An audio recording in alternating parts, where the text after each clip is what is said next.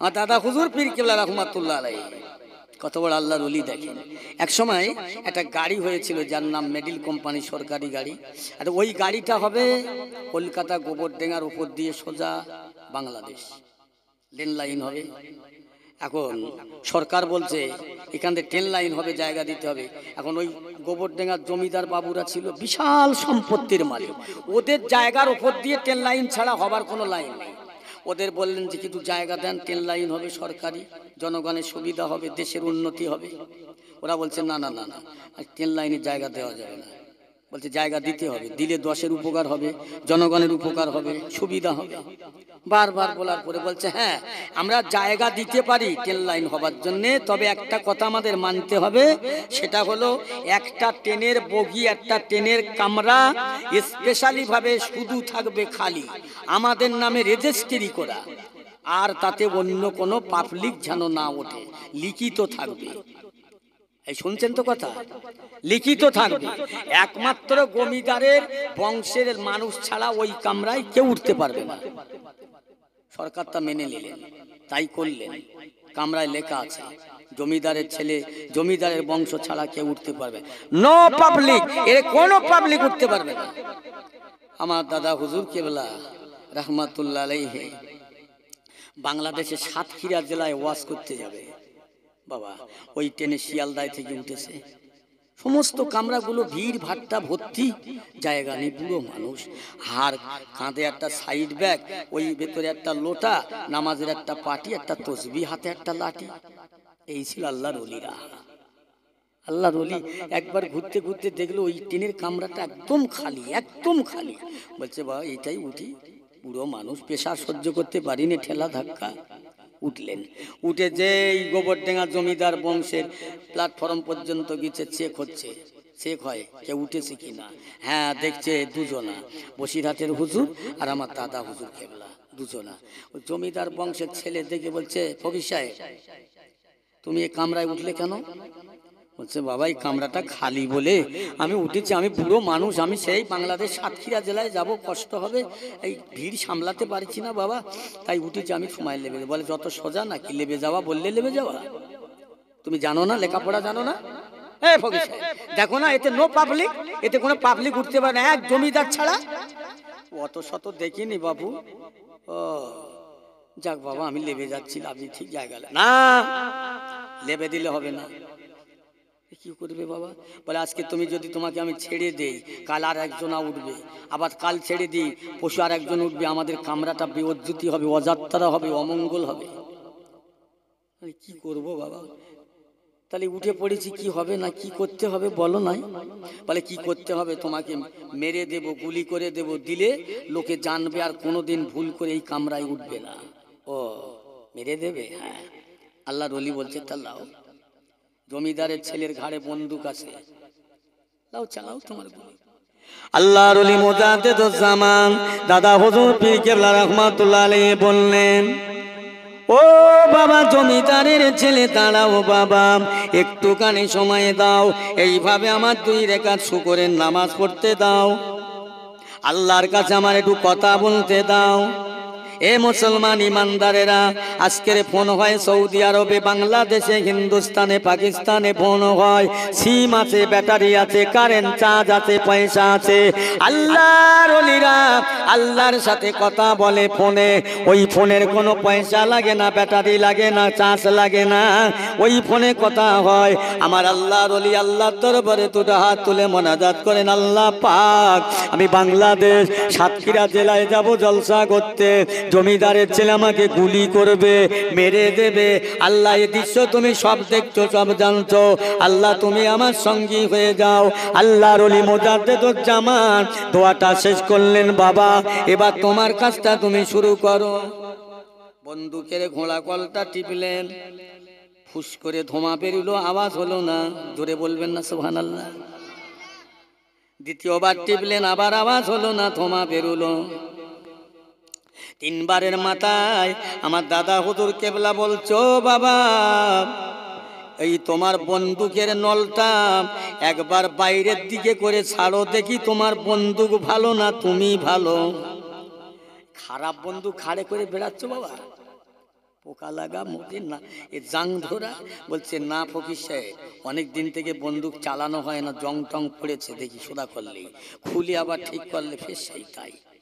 আমার আল্লাহর ওলি বলছে, এই বাবা তোমার বন্দুকের নলটা ফাঁকার দিকে দিয়ে সুইচটা টেপো দেখি তোমার বন্দুক ঠিক আছে কি না। জমিদারের ছেলে বন্দুকের নলটা ফাঁকার দিকে দিয়ে, সামনে একটা শিরিষ গাছ ছিল, ওই গাছ সোদা দিয়ে যেই না সুইচটা টিপলো, এত জোরে গুলিটা ফয়ের হয়, শিরিষ গাছে ঢুকে গিয়ে পার থেকে ওপার হয়ে যায়। আমার পিয়ারা মুসলমান ভাইয়েরা, এবার দাদা হুজুর পীর কেবলা রহমাতুল্লাহ আলাইহির দিকে ফয়ের করছেন। ফয়ের করার সঙ্গে সঙ্গে ওই গুলিগুলো, ওই টোটাগুলো আমার বসিরাটের হুজুর সব বাম হাতে করে ধরে পাশে রেখে দেয়। জমিদারের ছেলে থরথর করে কাঁপতে আরম্ভ করলেন, ওরে কি মানুষ আমার বন্দুকের গুলি শিরিষ গাছ ভেদ করে দেয়, এই বন্দুকের গুলি ফকির সাহেবের গায়ে ভেদ হয় না। ওই সময় কাঁপতে আরম্ভ করলেন আমার মোজাদ্দেদুজ্জামান দাদা হুজুর পীর কেবলা। বলছো বাবা বসিরাটের বড় মাওলানা, শিগগিরই ধরে ফেলো, লোকটা পড়ে যাবে, অজ্ঞান হয়ে যাবে, স্ট্রোক হয়ে যাবে। এই না ধরে বললেন বাবা কি ব্যাপার, কি হয়েছে? ওই সময় লোকটা বলছে, বাবা একবার বলেন তোমার পরিচয়টা কি, একবার বলুন কোথায় যাবেন, কোথায় থেকে আসছেন, কি আপনার পরিচয়, কি আপনার নাম ধামটা বলেন না। হুজুর একবার বলেন, আগে বলছো ফকির সাহেব আর এখন বলছে হুজুর। ওই সময় বলছে, বাবা আমি বসিরহাট ফুরফুরার জমিনের মোজাদ্দেদুজ্জামান আবু বকর সিদ্দিক রহমাতুল্লাহ আলাইহি, আমার সঙ্গে যিনি আছে ইনি হলেন কিনা বসিরহাটের বড় মাওলানা। আল্লাহর ওলির কাছে বলছে, হুজুর বেয়াদবি মাফ করবেন, ভুল মাফ করবেন। এখন আপনি যে আপনাকে বলেছিলাম আমার কামরায় উঠলে আমার কামরা হবে অযাত্রা অমঙ্গল, এখন দেখছি না না না আমার কামরা পবিত্র হয়ে যাবে। আল্লাহর ওলির পা দুটো জড়িয়ে ধরলেন, এই বাবা খবরদার আমি ফকির সাহেবের পায়ে ধরিস না, তোর জাত যাবে মান যাবে। আল্লাহর ওলিকে বললেন, না না হুজুর আপনার মতো লোকের পায়ে ধরলে আমার জাতির মান বাড়বে, আমার সমাজের মান বাড়বে। একবার জোরে বলেন সুবহানাল্লাহ। আল্লাহর ওলির হাতে হাত দিয়ে জমিদারের বংশের যতগুলো ছেলে ছিল, আরো যারা সাধারণ মানুষ ছিল, আমার আল্লাহর ওলির হাতে হাত দিয়ে সেদিন কলমা পড়ে জনমের মতো মুসলমান হয়ে গেলেন। একবার জোরে বলা যাবে না সুবহানাল্লাহ। জমিদারের মেজো ছেলেরা, বড় ছেলেরা, আরো লোকেরা বলছে, হুজুর আপনি কোথায় যাবেন? বাংলাদেশ সাতক্ষীরা জেলায় জলসায় যাব। হুজুর আজকে বাংলাদেশ সাতক্ষীরায় বাদ দেন, আমার জলসা করেন। হয় না বাবা, 1 বছর আগে দাওয়াত, বেয়াদবি হয়ে যাবে, যাব। হুজুর একবার যদি বলেন আপনি আজকে না করেন, কবে আসবে আমার এখান জলসা করতে হবে? আল্লাহর ওলি বললে, বাবা এর মধ্যে ডায়েরি ফাঁকা নেই, আগামী বছরে কার্তিক মাসে আমার সময় হলে হবে। আল্লাহর ওলিকে দাওয়াত করে তারপরের বছরে কার্তিক মাসে ওই জায়গায় জলসায় গেলেন। হাজার হাজার জনগণ হলো, শ্রোতা হলো, হুজুর ওয়াজ করলেন। জলসার মানুষেরা হুজুরের ওয়াজ শুনে মহব্বতে আবেগে তাসির হয়ে কত মানুষ মরে গেল, কত মানুষ আল্লাহর ওলির মহব্বতে প্রাণ ত্যাগ করলো। হুজুরের ওয়াজের এত তাসির ছিল, জোরে বলুন সুবহানাল্লাহ। এই সব মানুষ ভয় করেছিল। আসেন সবাই দাঁড়িয়ে নবীর শানে একটু সালাম পড়িয়া নবী।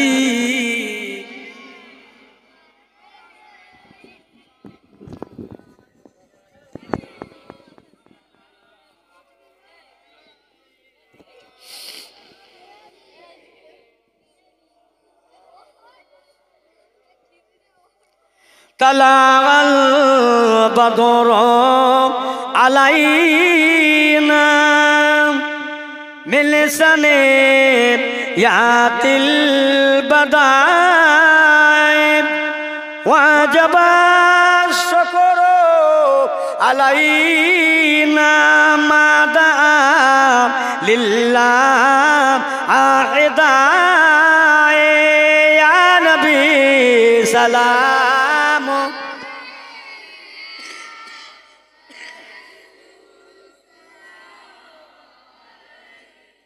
ইয়া হাবিবি সালামু আলাইকা।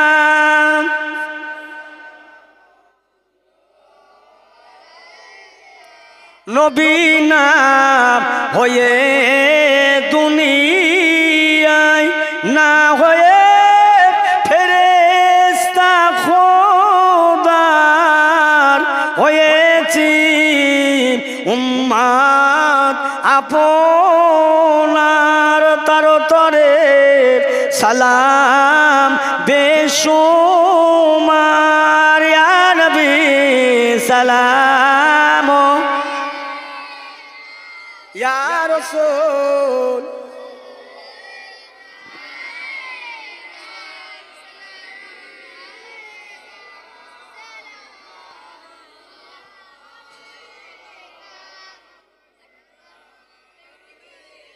আপনারি ওসিলা দিয়া কান্দিলেন আদম হাওয়া হইল দে মাবুদের দয়া কবুল করিলেন দোয়া ইয়া নবী সালাম ইয়া রাসূল সালাম আলাইকা ইয়া হাবিব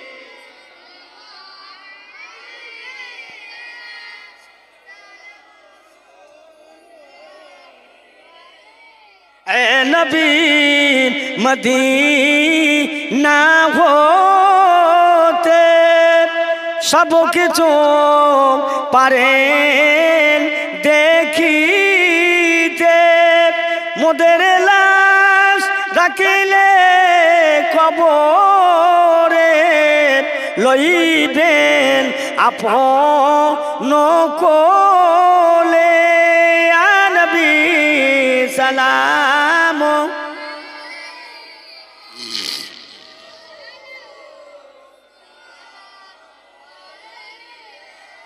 ইয়া হাবিবি সালামুন আলাইকা সালাওয়াতুল্লাহ আলাইকা সকলে বসেন ইয়া রাব্বি সাল্লি সালাম দরুদ সালাম আপনি বরগুদাম বালাগাল উলা বিকামালিহি কাশাবদ যা বিজামালিহি হাসনাতু জামিউ খিসালিহি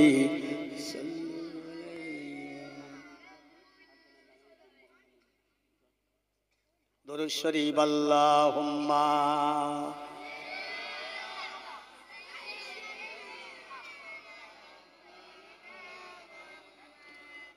ওয়ালা আলি সাইয়্যিদিনা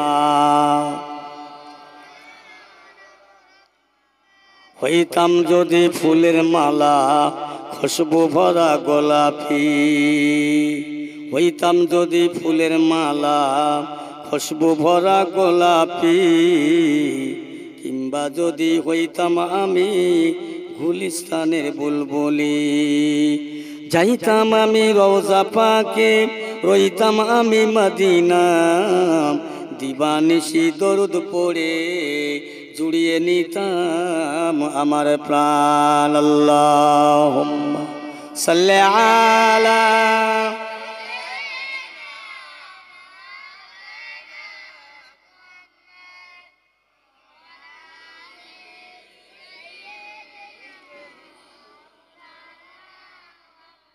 নারায়ে তাকবীর। এই ওস্তাদের মার কখন হয় বলো তো? শেষ রাত্রে।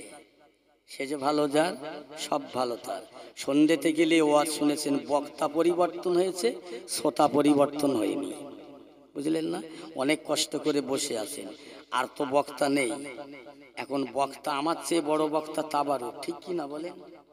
এই তাবারুক আছে তো? হ্যাঁ, তাবারুক থাকবে মাশাআল্লাহ। একটু শেষ বেলা যাবার পথে একটুখানি দেখা যাক কি করা যায়। নারায়ে তাকবীর। আর একটু জোরে হয় না? নারায়ে তাকবীর, নারায়ে তাকবীর। মাশাআল্লাহ মাশাআল্লাহ, আল্লাহ কবুল করেন। ভাইরা আমার, আমার দোস্তের, আমার মা বোনেরা, ওয়াজ শেষ হয়ে যাবে, চলে যাব। দুটো কথা বলে যাই, দুটো কথা। যারা আমার মা বোনেরা, যাদের নতুন শ্বশুর বাড়ি এসছো বৌমা হয়ে, যুবতী জেনে রাখবে তুমি একদিন বুড়ি হবে। যারা নতুন বৌমা এনেছে সে সমস্ত যুবক ভাইরা ছেলেরা যুবক আছো, তুমি একদিন বুড়ো হবে। দুটো কথা বলে যাচ্ছি, যাদের ঘরে শ্বশুর শাশুড়ি বুড়ো আছে বুড়ি আছে নিজের বাপ নিজের মা বলে মেনে নেবেন। আর ছেলেরা মনে করবেন আমার মা আমার বাপ, যাদের বাপ মা বেঁচে আছে না দুনিয়া আটা আছে, দুনিয়ার বড় নেয়ামত আছে। যাদের বাপ মা দুনিয়া ছেড়ে চলে গেছে ব্যাস ফাঁকা, দুনিয়া ফাঁকা। আল্লাহ রসুল বলছেন অমা জান্নাতুকা ওমা নারুকা, সন্তানের জন্য বাপ মা হলো জান্নাত, সন্তানের জন্য বাপ মা হলো জাহান্নাম। বিশ্ব নবী বললেন সন্তানের জান্নাত হলো বাপ মার পায়ের নিচে, নারীর জান্নাত হলো তার স্বামীর পায়ের নিচে। জোরে বলেন সুবহানাল্লাহ। মায়েরা বেটিরা স্বামীকে মানবেন, কিরাম মানবেন? স্বামীকে কিরাম মানতে হয়? আল্লাহ রসুল মেনেছিলেন, রসুলের বিবিরা আমাদের আম্মাজানেরা মেনেছিলেন, সাহাবায়ে রসুলদের বিবিরা মেনেছিলেন, আমাদের ঘরে সব বিবিরা মানে। কিরকম মানে? ঘরে পানি পড়ছে গো, গরিব মানুষ খেটে খায়, সংসার অভাব, প্লাস্টিকের ঘর, পানি পড়ছে, সকালবেলা উঠে গাল দিচ্ছে, ফজরের নামাজ তো পড়িনি গাল দিচ্ছে। আরে সে গালির কথা কি বলবো ভাই, আমি বাস্তব বলা মানুষ, নিজে কানে শোনা। স্বামীরই গাল দিচ্ছে, আরে তোর সংসারে এসে আমার হাড্ডি জড়ো জড়ো হয়ে গেল, এখানে এসে এখনো ঘরে পানি পোড়া বন্ধ হয় না, ভালো খাওয়া দিতে পারিস না। হ্যাঁ এই তোর বুকি উলুর চাপড়া ওঠে না, তোর মতন পেড়া মরবে কখন? এই বলেন না, বিবিরা স্বামীকে গাল দেয়, স্বামীরে বলে পেঁড়া, নাউজুবিল্লাহ আস্তাগফিরুল্লাহ। এই এদেশের মেয়েরা বলে না, বলো আমার দেশের মেয়েরা বলে, এদেশের মেয়েরা মাশাআল্লাহ ভালো। স্বামীকে এই বলে গাল দেয়, স্বামীর পার নিচে জান্নাত। আরে স্বামীও তেমন, এ কি করে বলবো বলো দিনি, কি করে বোঝাবো? এ স্বামী যদি মালখোর হয়, টাসখোর হয়, রাত 12-13টায় বাড়ি এসে গুপগাপ হাইব্রিড ঘুষি মারে, এই কি হবে? এরে পেঁড়া বলবে না তা কি বলবে? বাবা স্বামীর বিবির সংসার, স্বামীর সংসার একতা হোক। অনেক ওয়াজ আছে, আল্লাহ চাই তো অন্য সময় হবে। স্বামীকে কিভাবে ভালোবাসতে হবে, আর বিবি তার স্বামীকে কি ভালোবাসবে, স্বামী তার বিবিকে কি ভালোবাসবে, বেটা তার বাপকে কি ভালোবাসবে, মা তার বেটাকে কি স্নেহ করবে, এ সমস্ত বিষয় অনেক আলোচনা শুনেছেন, রয়েছেন, থাকবেন, লম্বা নাই চওড়া নাই। আল্লাহ নবীর দরবারে কিছু মেয়ে ছেলেরা মদিনা শরীফ এসে হাজির হলেন হুজুরের দরবারে। ইয়া রাসূলুল্লাহ, হাবিবাল্লাহ, বেটা ছেলেরা ঈদের নামাজ জামাতে পড়ে, জুম্মার নামাজ জামাতে পড়ে, 5 ওয়াক্ত নামাজ জামাতে পড়ে, জামাতে নামাজ পড়া 27 গুণ সওয়াবের অধিকারী হয়। ইয়া রাসূলুল্লাহ, আমরা মহিলা নারী আমরা ঈদের নামাজ জামাতে পড়তে পারি না, মসজিদে যেতে পারি না, আমরা কি সওয়াব থেকে কমজোর হয়ে যাব? আমার নবী কি সুন্দর ওয়াজ করলেন, এই মদিনার মেয়েরা তোমাদেরকে লক্ষ্য করে গোটা বিশ্বের মহিলার কথা বলছি, শুনে নাও। আল্লাহ পাক তোমাদের 4টে কাজ করতে বলেছে, জরুরি জরুরি জরুরি জরুরি। 4টে কাজের প্রথম কাজ 5 ওয়াক্ত নামাজ পড়বে, 12 মাসে 1 মাস রোজা করবে, নিজের দেহটা ঢেকে রাখবে, স্বামীকে খিদমত করবে, সেবা করবে। আল্লাহ খুশি হয়ে তোমাদের জন্য 8টা জান্নাতের দরজা খুলে দেবে, তোমাদের ইচ্ছা মতো আল্লাহর দয়ার জান্নাতে যেতে পারবে। জোরে বলুন সুবহানাল্লাহ, জোরে বলেন না সুবহানাল্লাহ। এই 4টে কাজে মহিলারা সব ফেলুয়ার, নামাজে ফেলুয়ার, রোজায় ফেলুয়ার, স্বামীর খেদমতে ফেলিয়ার। এরা ন্যাংটো হয়ে বেড়াতে ভালোবাসে, উলঙ্গ হয়ে, এত গরম এসে গেছে, সব ফেলুয়ার। পর্দাহীন, স্বামীর খেদমত থেকে মহরম, নামাজ থেকে মহরম, রোজা থেকে মহরম। বলো তো খোদা এই মহিলাটার কি করে জান্নাতে দেবে? এদের গলার আওয়াজ ভালো আছে, ঝগড়া বাঁধাতে পারে। হুজুর হুজুর হুজুর একটা মশলা দেন তো হুজুর। কি বাবা? বলছে হুজুর মেয়েরা কোরআন শরীফ জোরে পড়তে পারে না। দেরি বাবা, একটা মেয়ে আর একটা মেয়ে কোমর বেঁধে বলছে তুই আয় দেখে নেবো, বলছে তুই আয় তোরে দেখে নেবো।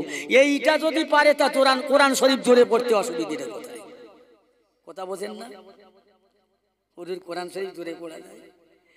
এখন যে মেয়ের বাপের মেয়ের ছেলের বাপ মেয়ে দেখতে গেছে, ছেলের বিয়ে দেবে, তো সেখানে ওই বলতেছে, বলে ভাই আপনার মেয়ে কোরআন শরীফ জানে? বলছে হ্যাঁ 4 বার খতম। এ কোরআন শরীফ ধারে বাড়ে যায়নি, এ মাল তো কাটাই করতে হবে, বিক্রি করতে হবে, এখন মিথ্যে কথা বলি 4 বার খতম। আচ্ছা ইয়ে বিয়াদব ছেলের বাপ কি করে জিজ্ঞেস করছে কোরআন জানে? আচ্ছা আপনারা বলেন তো কোরআন পাকের উপরে কোনো কিতাব রাখা যায়? জোরে বলেন রাখা যাবে? এর বেটা জানে না কোরআন, ওর বৌমার কোরআন পড়া লেখবে। ওর বেটারে ডুববুরি লাভাও না পেটে একটা হরফ পাওয়া যাবে না আরবি, শুধু গু আর পায়খানা বেরোবে। আর এই বলতেছে কোরআন জানে। এই নিজে কেমন আছি দেখলো না। বৌমা তুমি নাকি 4 বার খতম করেছো বাপের বাড়িতে, 6 বরাতে একটু পড়ো না।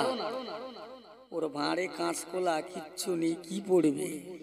ও তখন বলছে কোরআনটা মাদ্রাসায় দেয়, পরে দেখা যাবে। বুঝলেন না আমার পিয়ারা ভাইরা? অনেক কথা। আরে মেয়েদের তার আওয়াজটা কম করবে, আমি বলে যাচ্ছি, খবরদার আওয়াজটা কম করে কথা বলবে। আমি এক সময় কুটুমবাড়ি থেকে বাড়ি আসছি, কোন কুটুমবাড়ি যেন মনে নেই, আর রাস্তা দিয়ে আসছি পাকা রাস্তা, প্রায় সন্ধে হয়ে গেছে ভাব। একটা মেয়ে ছেলে মাঠে নাড়া ছিঁড়েছে, অনেকটা নাড়া, বোঝা তুলতে পারে না, তা সে বেমালুম গালাগালি করছে, হেঁকে চিল্লে এত জোরে হাঁকতেছে। আমি আস্তে আস্তে যাচ্ছি আর ওই গলার আওয়াজটা শুনছি। এ তখন ওখান থেকে হাঁকতেছে মেয়ের নাম ধরে, কতটা নাম জানেন অবাক হয়ে যাবে শুনলে। হাঁকতেছে, এ মা আলতাসিনী গোলঞ্চ কসিনে সারন ওমা ফুলজারি খাতন তাড়াতাড়ি আয়। কি সর্বনাশী, এত নাম একটা লোকের, চিল্লচ্ছে। এই সব মেয়ে ছেলের জিভ কেটে কাল কিয়ামতের দিন আল্লাহ টেনে লম্বা করবে। গোলার জোর, কতটা গোলার জোর সেদিন দেখা যাবে।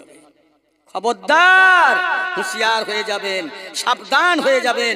মুসলমানিত্ব বজায় রাখুন, ইমানত্ব বজায় রাখুন, ইমানের কালারিং করুন, ইসলামের কালারিং করুন, আমলের রং দেখান, কালারিং করুন, আমল করুন, আমল করুন, ইমান রাখুন। দুটো জিনিস আমাদের সঙ্গে যাবে। এই মুখ্যমন্ত্রী ভাঙড়ে আসবে তো সামনে ছোটা গাড়ি, পিছনে ছোটা গাড়ি, মাঝখানে মুখ্যমন্ত্রী 4টে বডিগার্ড দেহরক্ষী। খাদ্যমন্ত্রী আসবে 4টে দেহরক্ষী। ও পায়খানার মধ্যে পায়খানা ফিরতে ঢুকেছে 4টে বডিগার্ড। এই বলতো ও যখন শ্মশানে যাবে কোটা বডিগার্ড সাথে যাবে? এ মুসলমান যখন কবরে যাবে এর কোটা বডিগার্ড সাথে যাবে? এর একটা বডিগার্ড লাগবে না, এর দুটো জিনিস মওজুদ থাকা দরকার। দুটোর একটা হলো ইমান, একটা হলো আমল। জোরে বলেন সুবহানাল্লাহ, জোরে বলেন না সুবহানাল্লাহ। আল্লাহ পাক আমাদের সকলকে ইমান আমলকে মজবুত করে আল্লাহ দিদারে কাবা, দিদারে রসুল, দিদারে মদিনা দেখিয়ে যেন মরণ নসিব করে। বলেন আল্লাহুম্মা আমিন। ওয়া মা তৌফিক ইল্লা বিল্লাহ। এখন সকলে 3 বার আস্তাগফিরুল্লাহ পড়েন, সূরা ফাতিহা শরীফ 3 বার, আলহামদু শরীফ 3 বার, আর 10 বার কুল আল্লাহ শরীফ, 11 বার দরুদ শরীফ। দোয়া হবে, তেলাওয়াত করতে থাকেন। মায়েরা, বোনেরা, বেটিরা সবাই তেলাওয়াত করতে থাকেন, দোয়া হবে। আস্তাগফিরুল্লাহ।